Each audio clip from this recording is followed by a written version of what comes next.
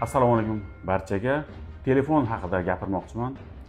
Ishlarda, amaliyotda kuzataman, advokat sifatida, advokat tariqasida.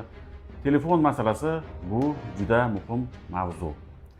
Tergovga qadar tekshiruv va tergov jarayonlaridagi oddiy fuqarolarning yo'l qo'yadigan xatolarini aytib o'taman. Mana masalan, tintuvda telefoningizni olib qo'yishdi va rasmiylashtirishdi. Bilasizmi, qanday xatolar siz uchun tutunga aylanadi? Birinchi xato. Mani yashiradigan hech narsam yo'q deysiz. O'zingiz parolni ochib berasiz. Keyin qarabsizki, ichida yozishmalaringiz, fotosuratlar, video tasvirlar va hokazolar chiqib keladi.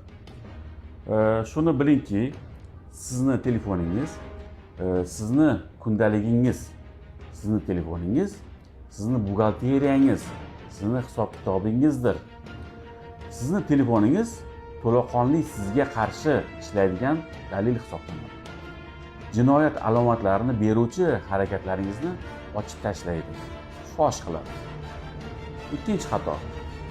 Telefonni qaytarib berishadi deb o'ylaysiz, lekin unday emas. Chunki telefon ish bo'yicha ashyoviy dalilga aylanadi.